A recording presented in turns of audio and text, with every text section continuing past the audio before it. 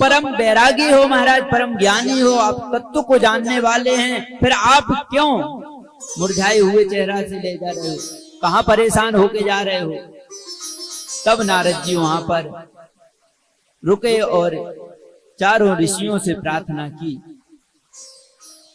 बोले क्या बताऊं महाराज, सत्संगी सतमार्गी सर्पदेव कुछ है नहीं।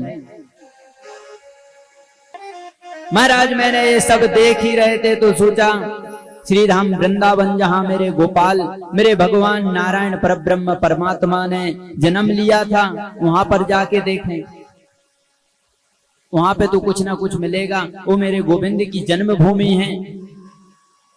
तो वहां आके मैंने विचित्र एक घटना देखी महाराज।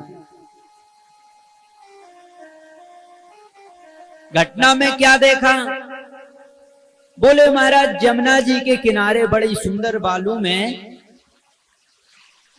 एक स्त्री को देखा। जो स्त्री देखने में बड़ी सुंदर थी, सुंदर के साथ साथ बड़ी तेजस्विनी और भक्तिमय थी। राधा रानी का स्वरूप ही महसूस हो रहा था। लेकिन जब मैंने बगल में दृष्टि डाली तो हजारों स्त्रियां बैठी हुई हैं, पंखा कर रही हैं, उसकी सेवा में बैठी हैं और उसकी गोद में सिर रखे हुए दो पुरुष लेटे हुए हैं।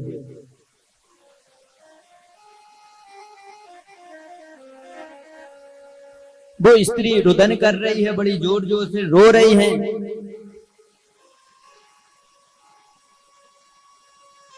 लेकिन मेरा मन हुआ जानने का, लेकिन मैंने सोचा कि मैं संत हूं और संत होने के साथ साथ गृहस्थियों में मेरा क्या काम।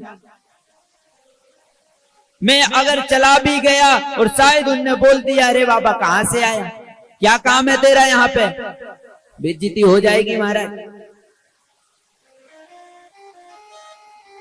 तो धर्मज्ञ यच्च रूपेण,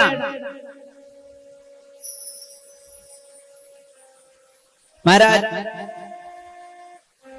मैंने सोचा कि जाऊं, लेकिन फिर मेरे मन ने कहा कि बिल्कुल भी नहीं जाना है, रिक्स बिल्कुल नहीं लेना है, बेइज्जती हो जाएगी, जितनी इज्जत बची हुई है वो और चली जाएगी। तो मैं वहां से जाने लगा और जैसे ही मैं जाने लगा महाराज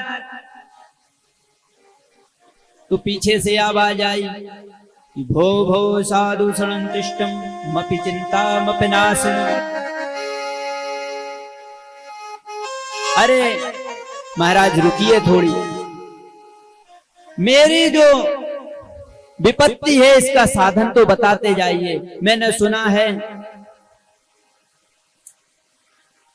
कि जब बड़े भाग्योदय होते हैं तब संतों का दर्शन होता है, और संतों का जिसको दर्शन हो जाए उसके जीवन में कितनी भी विपत्ति हो, कितनी भी आपत्ति हो, सब नष्ट हो जाती है।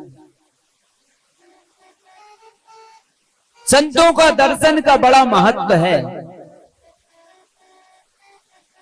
संत अपनी कृपा दृष्टि जिस पर भी डाल दे उसका उद्धार होना ही है। और फिर आप तो परम तपस्वी संत दिखाई पड़ते हैं।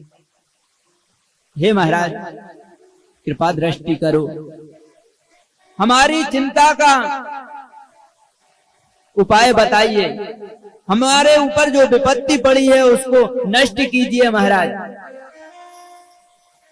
नारद जी ने सोचा कि जब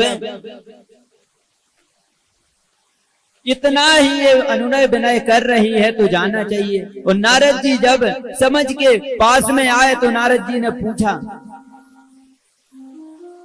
हे देवी आप कौन हो, इस प्रकार रुदन क्यों कर रही हैं, आप रो क्यों रही हैं, और ये जो आपके गोद में दो पुत्र लेटे हुए हैं, दो पुरुष लेटे हुए हैं, ये कौन है? ये अनंत सखियां जो बैठी हुई हैं, देवियां बैठी हुई हैं, ये कौन है जो आपकी